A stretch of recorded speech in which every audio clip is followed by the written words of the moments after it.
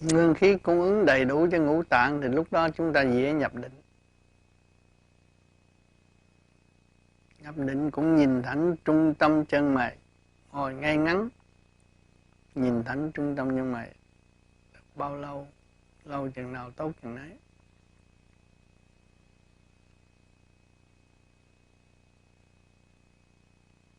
Tu là phần hồn phải hoàn toàn tự do, mà lập lại trật tự thanh tịnh rồi, phần hồn tự do xuất nhập cơ tạng. Học đạo, học những sự siêu nhẹ ở bên trên. Càng ngày càng thích thú mới thiền được lâu và thiền được nhiều. Và đem lại sự thật cho quần sanh. Những người ở gần chúng ta nói sự thật cho họ thấy, họ cũng cảm thấy thanh nhẹ và sung sướng. Người biết được cơ tạng của chúng ta là một tiểu thiên địa liên hệ với vũ trụ quan và phần hồn ra vô dễ dãi mới thấy rõ hạnh phúc là gì.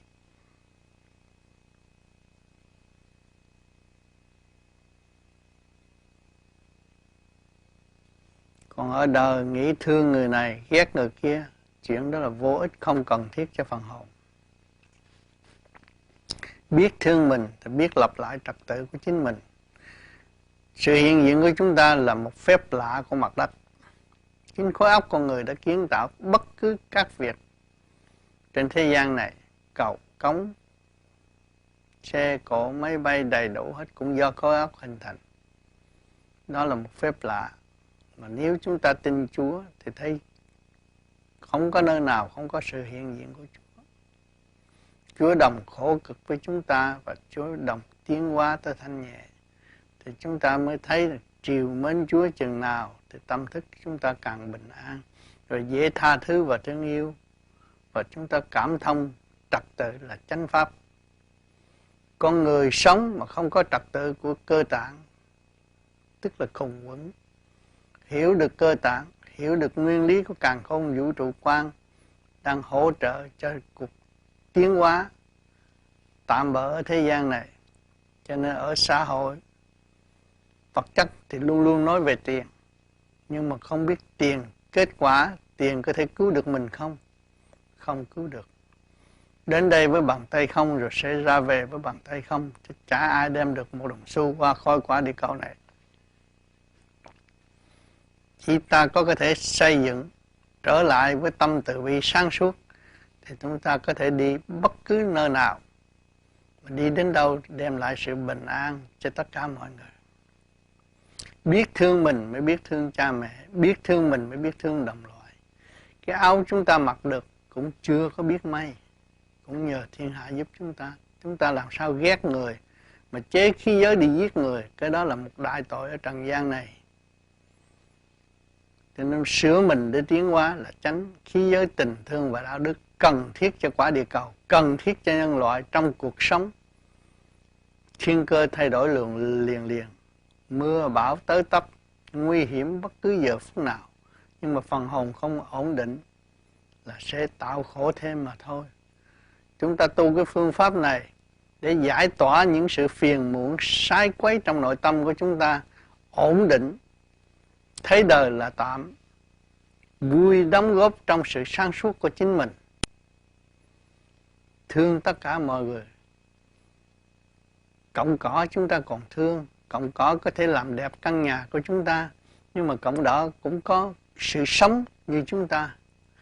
Thiên sanh nhân, hà nhân vô lộc, địa sanh thảo, hà thảo vô công, vô căn. Không có cọng cỏ nào mà không có rễ, mà không có người nào mà không có miệng hút để sống. Rễ hút nước để sống, chúng ta ăn để sống. Cho nên vạn vận đồng nhất thể, chúng ta phải hiểu thì làm một việc gì nó cũng dễ thành công.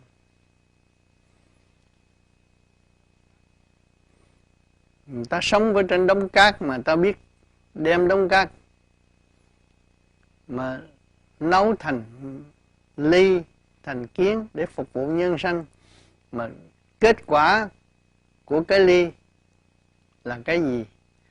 Là bất phân giai cấp, Phật phục vụ tận tình nhân sinh tiến hóa. thì chúng ta thấy cái hạnh của cây ly qua cơn đau khổ rồi mới hình thành. Thì chúng ta tu luyện cũng kỳ công tu luyện mới giải tỏa được phiền muộn sai quấy trong nội tâm. Cái phương pháp tu luyện khứ trượt lưu thanh là đem lại trật tự cho chính mình. Khi chúng ta tái hội được trật tự thanh nhẹ ở bên trên thì khỏi lo nhà cửa sụp đổ, khỏi lo bão bùng nguy hiểm, khỏi lo thiếu tiền bạc.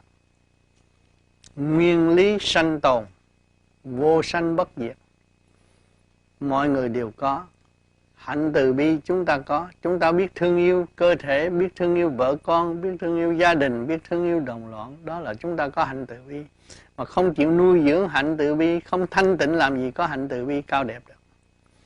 Chúng ta mượn cái pháp để tái lập hạnh từ bi cao đẹp, điển quang dồi dào, sáng suốt, biết tha thứ và thương yêu tất cả mọi người, thì chúng ta sẽ có cơ hội nhiều hơn người thường, tốt đẹp hơn. Và chúng ta không có phung phí những gì ở vật chất, phung phí vật chất ở thế gian mà tạo thành ô nhiễm cho xã hội bất an hiện tại. Kể cả không khí cũng bị ô nhiễm rồi vì lòng tham của con người mà thôi. Muốn làm được một sự việc cho chính mình nhưng mà không biết hậu quả. Chúng ta có thiên quốc, có một nước ở trên trời. Cho nên những người tu về đạo gì cũng muốn về xứ đó. Tin Chúa muốn về xứ Chúa, tin Phật muốn về Niết Bàn. Thì chúng ta tin nơi Phật thì chúng phải làm cho thanh nhẹ, chúng ta mới về với Phật được. Bằng chứng thấy rõ những người tị nạn tới xứ Mỹ, có tới xứ Mỹ người Mỹ mới giúp. Không tới xứ Mỹ người Mỹ đâu có giúp được. Nếu mà chúng ta không thanh nhẹ, chúng ta không về trời thì Phật đâu có giúp được. Không về trời, không về tới Chúa, Chúa không giúp được. Cho nên ở thế gian tánh nào tật nấy, hung dữ vẫn còn hung dữ, dâm ô vẫn còn âm dâm ô, và không có giải quyết được cái trượt khí trong cơ tạng đang bám víu và làm cho khối óc ta nặng nề vì tiền, tình, duyên nghiệp và hại suốt kiếp không tiến hóa nổi. Khi chúng ta hiểu được rồi, chúng ta dứt khoát tất cả mọi sự việc, chỉ chuyên tâm đi lên. Chúng ta phải tới cái chỗ thiên quốc, mọi người đều sáng suốt thông minh và không có giận hờn lẫn nhau, giúp đỡ lẫn nhau, xây dựng trong một cái ý thiện lành tốt đẹp. Có làm mới có. Cho nên đời đã dạy chúng ta rất rõ, đời rất quý, dạy chúng ta muốn có tiền phải học chuyên môn, mà chuyên môn không trật tự thì chuyên môn đó không có hình thành được. Chuyên môn có trật tự thì chuyên môn có kết quả. Khi mà các bạn đạt được chuyên môn kết quả rồi, đồng tiền có gì đâu, rất dễ kiếm, đâu có khó.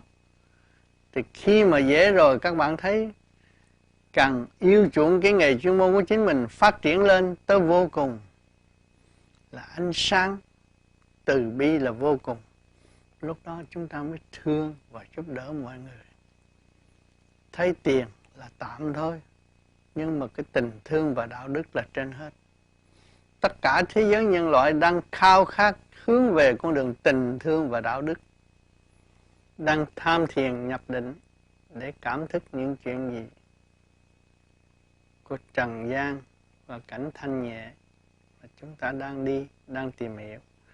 Cho nên bắt buộc phải nhắm mắt để đưa hồn thăng hoa thanh nhẹ, đồng cảm thức một đường lối giải thoát và không có bận biểu trần gian và không tiến hóa nổi.